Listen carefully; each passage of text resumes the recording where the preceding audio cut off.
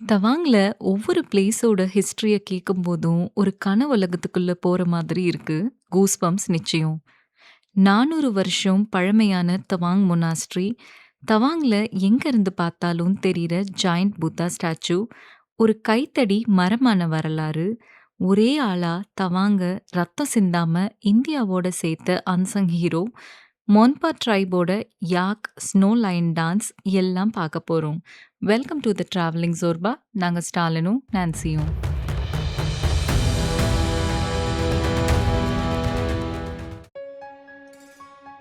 இது எங்களோட அருணாச்சல் சீரீஸோட எபிசோட் 4.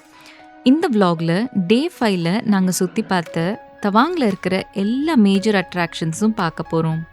இந்த வீடியோ கொஞ்சம் லென்த்தியா இருக்கலாம். ஆனா இந்த வீடியோவோட எண்ட்ல நீங்களே சுத்தி பார்த்த ஃபீலிங் கிடைக்கும்.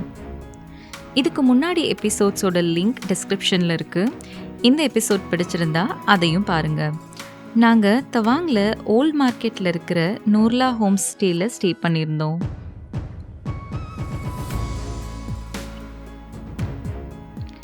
இந்த ஓல்ட் மார்க்கெட் தவாங்ல மெயினான ஷாப்பிங் அட்ராக்ஷன்னே சொல்லலாம். எவ்ரி டியூஸ்டே இந்த மார்க்கெட் ஹாலிடே. எல்லா கடைகளும் அடைச்சிருக்கும். இன்னைக்கு டியூஸ்டே, அதான் எந்த க்ரௌடும் இங்கே இல்லை. டே 5ல நாங்கள் பிரேக்ஃபாஸ்ட் முடிச்சுட்டு ஃபஸ்ட்டு பார்க்க போகிற இடம் இந்தியாஸ் லார்ஜஸ்ட் புத்திஸ்ட் மொனாஸ்ட்ரியான தவாங் மொனாஸ்ட்ரி. இது வேர்ல்டு லெவலில் பார்த்தா செகண்ட் லார்ஜஸ்ட் மொனாஸ்ட்ரி. ஓல்ட் மார்க்கெட்லேருந்து ஒரு 3 கிலோமீட்டரில் இருக்குது. 10 மினிட்ஸில் வந்துடலாம்.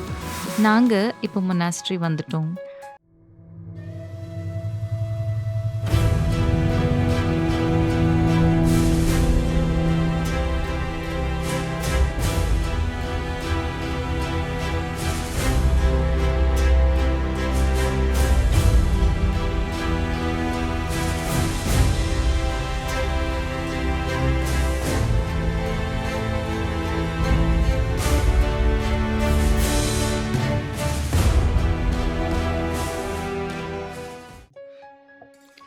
பதினேழாம் நூற்றாண்டில் கட்டப்பட்ட இந்த மொனாஸ்ட்ரிக்கு பின்னாடி ஒரு குதிரை செஞ்ச மேஜிக், மர்மமான சுரங்கம், உயிரோடு இருக்கிறதா நம்பப்படுற ஓவியம்னு நிறைய ஆச்சரியங்கள் இருக்குது. இந்த மொனாஸ்ட்ரியோட மூல முடுக்கெல்லாம் சுற்றி பார்க்க போகிறோம். இங்கே தான் மொனாஸ்ட்ரியோட என்ட்ரன்ஸ் ஸ்டார்ட் ஆகுது. தவாங் மொனாஸ்ட்ரியோட உண்மையான பேர் கேல்டன் நம்யால் லாட்சே, அதாவது முழு வெற்றி பெற்ற சொர்க்கத்தின் சிகரம்னு அர்த்தம். பார்க்கவே பிரம்மாண்டமாக இருக்கிற இந்த மொனாஸ்ட்ரியை இங்கே கட்டுறதுக்கு காரணமே ஒரு குதிரை தான். 1681ல் 5வது தலாய் லாமா மேரக் லாமாங்கிற துறவிக்கிட்ட மொனாஸ்ட்ரி கட்ட இடத்த கண்டுபிடிக்க சொல்லியிருந்திருக்கிறாரு. எவ்வளவோ தேடி பார்த்தோம், இடம் கிடைக்கலையாம். அதனால் ஒரு குகைக்குள்ளே போய் தியானம் பண்ணிட்டு இருந்திருக்கிறாரு. தியானம் முடிச்சுட்டு வெளியே வந்து பார்க்க அவருடைய குதிரையை காணோமா. தேடி அலைஞ்சவர் கடைசியாக ஒரு மலை மேலே அமைதியாக புல் மேய்ஞ்சிக்கிட்டு இருக்கிறத பார்த்துருக்கிறாரு. இதுதான் மொனாஸ்ட்ரிக்கு கடவுளாக கொடுத்த இடம்னு அங்கேயே மொனாஸ்ட்ரியையும் கட்டியிருக்கிறாங்க. இந்த ஊருக்கு தவாங்னு பேர் வந்ததும் இதனால தான். டிபெட் லாங்குவேஜில் டானா குதிரை, வாங்னா ஆசிர்வதிக்கப்பட்டது. தவாங்கோட ஹிஸ்ட்ரியும் இதுதான்.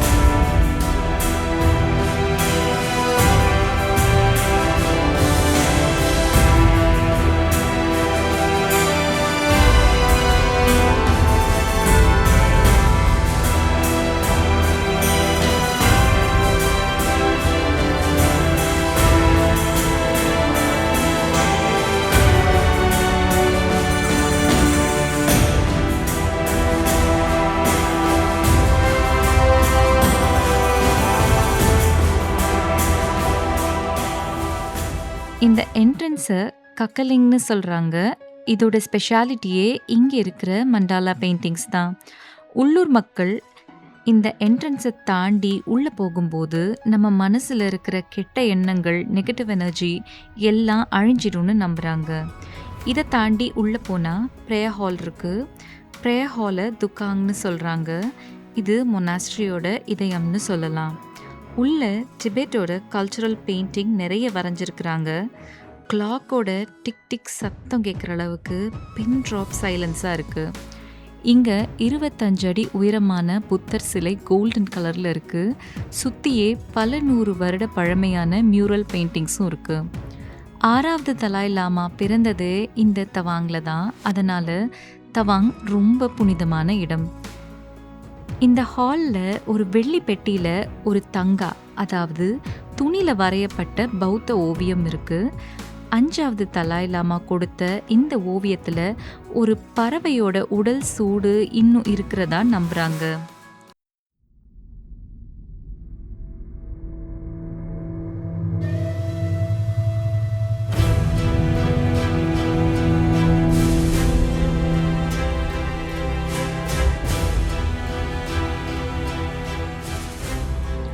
மொனாஸ்ட்ரி பக்கத்துலேயே இந்த மியூசியம் இருக்குது.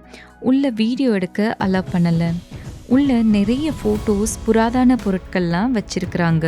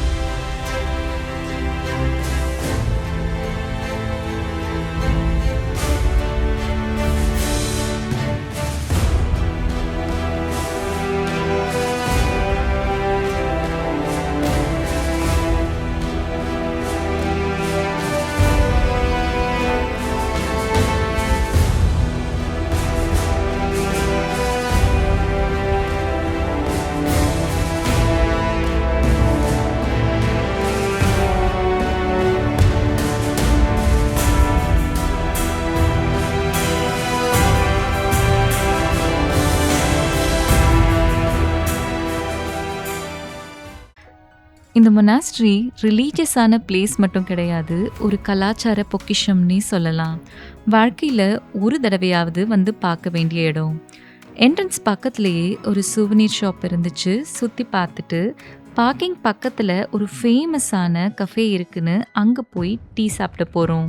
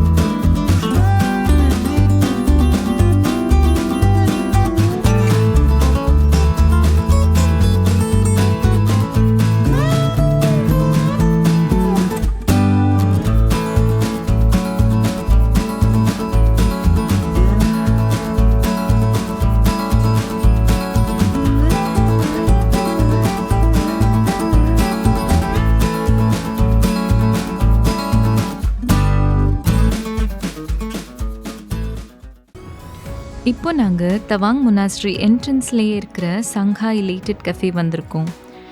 இந்த இடமே செம்ம வைபாக இருந்துச்சு.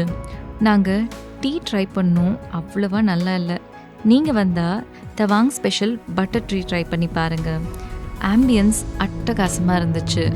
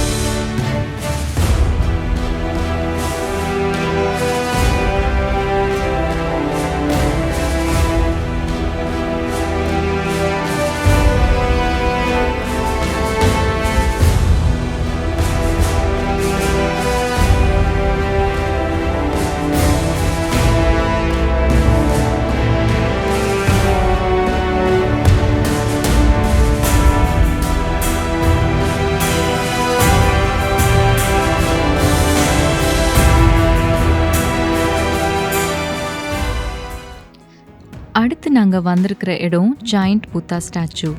பார்க்கிங்லேருந்து ஒரு 100 மீட்டர் நடந்து போகிற மாதிரி இருக்கும். போகிற வழியிலேயே ஒரு சின்ன புத்தா பார்க் இருக்குது. புத்தா வாழ்க்கையை ப்ரீஃபாக சொல்கிற மாதிரி இருந்துச்சு.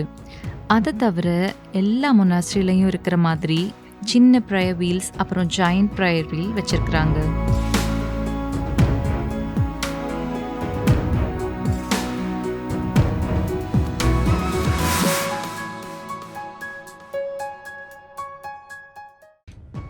இங்கேருந்து பார்த்தா தவாங் மொனாஸ்ட்ரியோட பேனரோமிக் வியூ அவ்வளோ பியூட்டிஃபுல்லாக தெரியும். நம்ம அங்கேருந்து தான் இப்போது இங்கே வந்திருக்கோம்.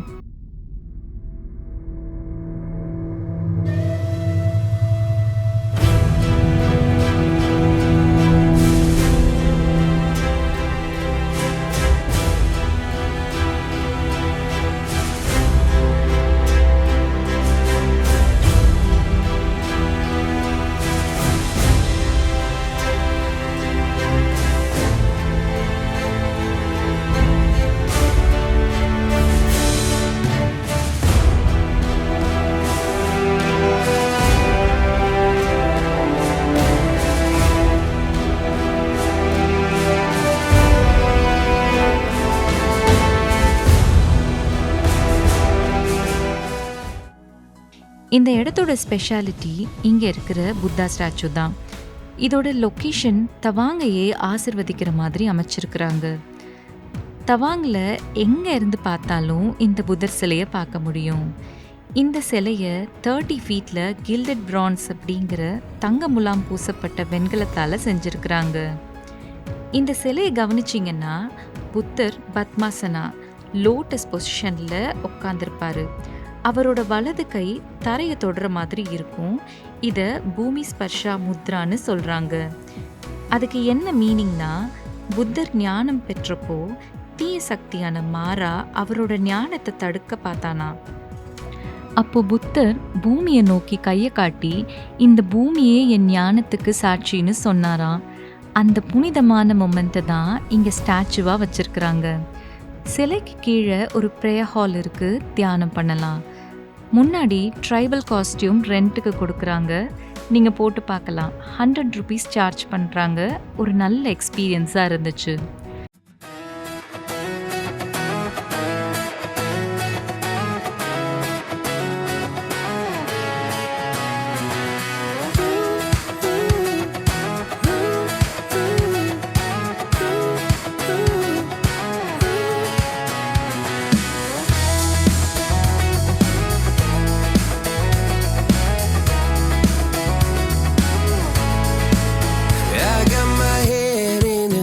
So high, feet on the ground, but I still get by.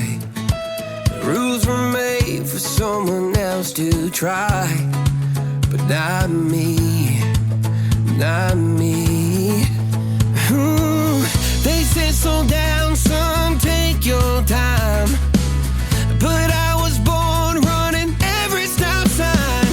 Sky is the limit, no chance to hold.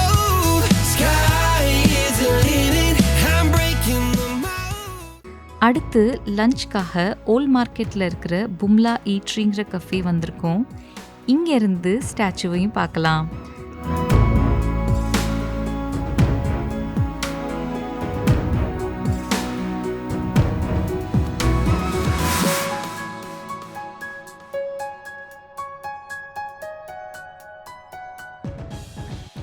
Lunch முடிச்சுட்டு அடுத்து நாங்கள் போன இடம் உட்கெலிங் கோம்பே. இதை உட்கெலிங் மொனாஸ்ட்ரின்னு சொல்கிறாங்க. இது தவாங் மொனாஸ்ட்ரியை விட 200 ஆண்டுகள் பழமையானது. தவாங் சிட்டியிலேருந்து 5 கிலோமீட்டர் ஒரு காட்டுக்குள்ளே இருக்குது. நாங்கள் போகும்போது யாருமே இல்லை, ஏன் செக்யூரிட்டி கூட இல்லை. இந்த இடத்த ரொம்ப புனிதமான இடமா கருதுறாங்க. ஏன்னா இங்கே தான் 6வது தலாய் லாமா பிறந்திருக்கிறாரு. லாமா உட்கென் சங்போங்கிற துறவி 1487 இந்த மொனாஸ்ட்ரியை கட்டியிருக்கிறாரு. அவரோட பேரில் இருக்கிற அர்கென்லேருந்து தான் அர்கெலிங்கிற பேர் வந்திருக்குது. 1683 6வது தலாய் லாமா அவர் அம்மா வயிற்றில் இருக்கும்போது இங்கே பல அதிசயங்கள் நடந்ததாக சொல்கிறாங்க. இந்த உரல் கல்லும் அப்படிப்பட்ட அதிசயம்தான். தலாய் லாமாவோட அம்மா கர்ப்பமா இருந்தப்போ நெல் குத்திட்டு இருந்திருக்கிறாங்க. அப்போ திடீர்னு சுத்தமான ஊற்று தண்ணி பொங்கி வர ஆரம்பிச்சிருக்குது. அந்த உரல் தான் நீங்க இப்ப பார்க்கறது.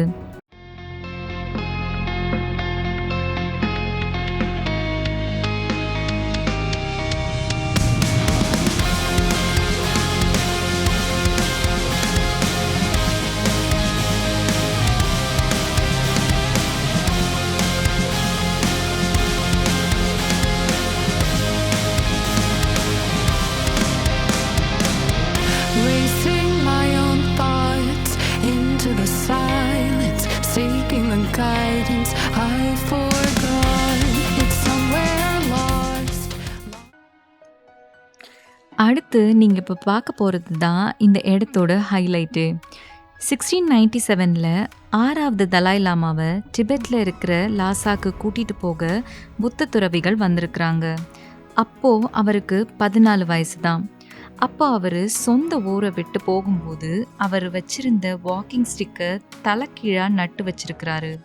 நட்டு வச்சுட்டு அவர் இந்த குச்சியிலிருந்து 3 கிளைகள் வரும், அந்த 3 கிளைகளும் எப்போ ஒரே உயரத்துக்கு வருதோ அப்போ நான் தவாங்க்கு திரும்ப வருவேன்னு சொல்லிட்டு போயிருக்கிறாரு. அவர் சொன்ன மாதிரியே அந்த குச்சி பெரிய மரமாக வளர்ந்து 3 கிளையாக பிரிஞ்சு பல 100 வருஷத்துக்கு அப்புறம் 1959ல் ஒரே உயரத்துக்கு வந்திருக்குது. அப்புறம் ஒரு பெரிய புயலால் கிளை உடைஞ்சு போயிருக்குது. அதிலிருந்து சில வாரத்தில் தான் 14வது தலாய் லாமா முதலாக இந்தியாவுக்குள்ளே கால் வச்சிருக்கிறாரு. அதே போல் 6வது தலாய் லாமா குழந்தையா இங்கே விளையாடும்போது அவரோட பாத முத்திரையும் ஃபோர்ஹெட் பிரிண்ட்டும் ஒரு கல்லில் பதிஞ்சிருக்குது. இன்றைக்கும் புனிதமாக பாதுகாத்துட்டு வராங்க. இங்கே நிறைய பேர் வர்றதில்ல. நீங்கள் வரும்போது ட்ரை பண்ணி பாருங்கள். அமைதியான ஹிஸ்டாரிக்கலான இடம்.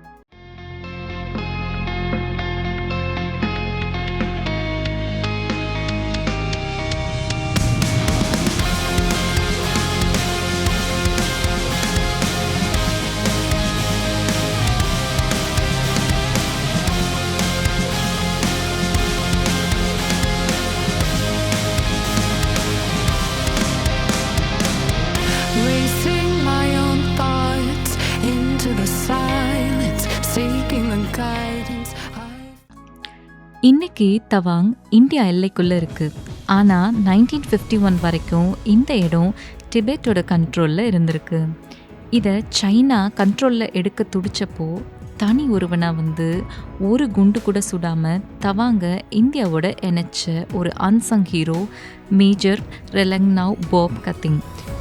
அவர் நினைவாக கட்டப்பட்ட மியூசியம் தான் இப்போ நாங்கள் வந்திருக்கோம். இவர் மணிப்பூர்காரரு, நாகா ட்ரைப் சேர்ந்தவர். இண்டிபெண்டன்ஸ்க்கு அப்புறம் அசாம் கவர்னர் இவருக்கு ஒரு சீக்ரெட் அசைன்மெண்ட் தராரு.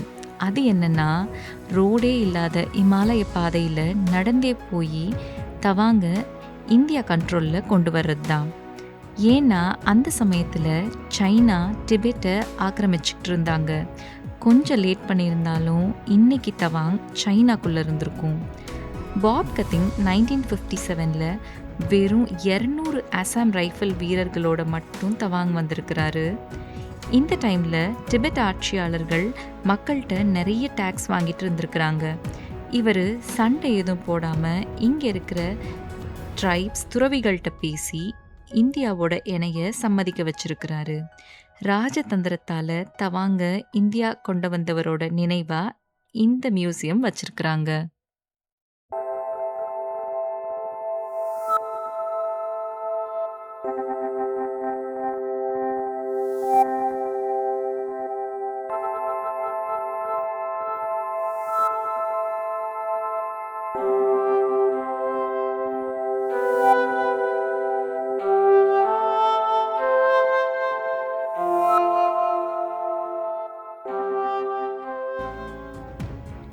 இங்கே போரில் பயன்படுத்தின கன்ஸ், லோக்கல் பீப்புள் பரம்பரையாக யூஸ் பண்ணின பொருட்கள், மியூசிக்கல் எக்யூப்மெண்ட்ஸ், மாஸ்க்ஸ், ட்ரெஸ்ஸஸ்லாம் வச்சுருக்குறாங்க.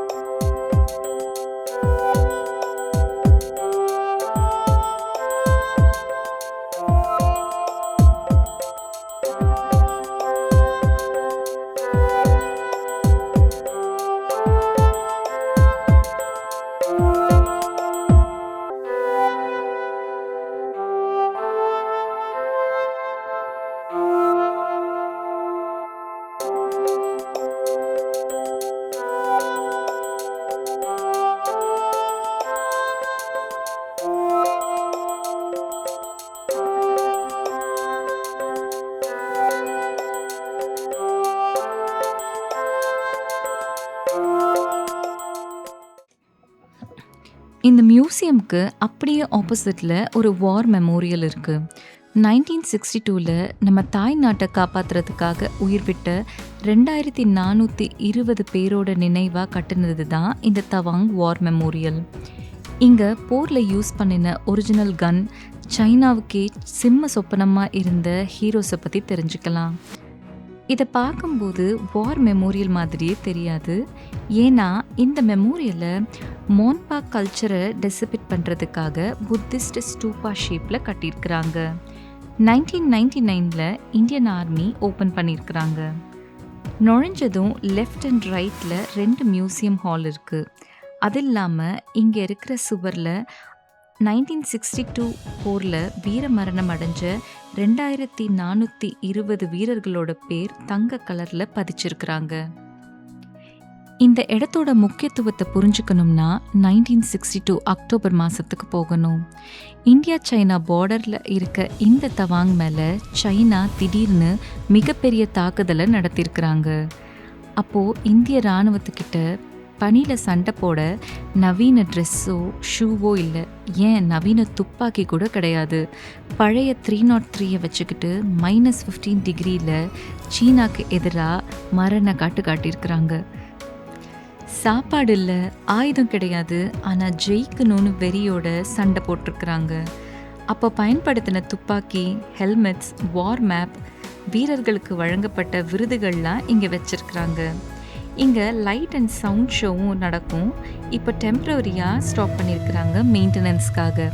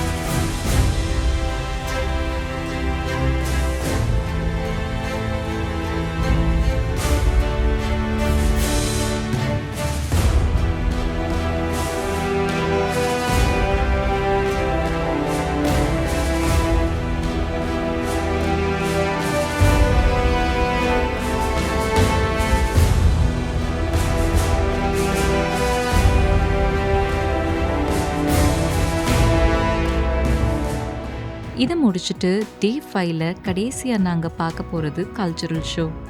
கல்ச்சுரல் ஷோவில் மோன்பா ட்ரைபோட யாக் டான்ஸ், ஸ்னோ லைன் டான்ஸ், அப்புறம் ட்ரைபல் டான்ஸ் பார்க்க போகிறோம்.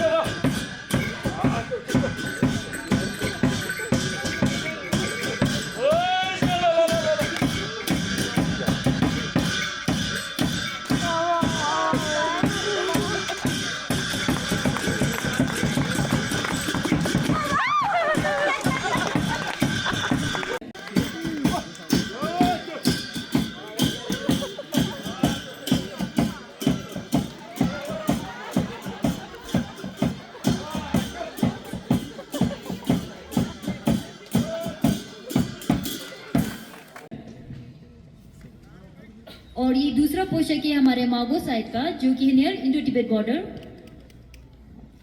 और ये तीसरा पोशाक है हमारे मोन्तावांग का। Thank you.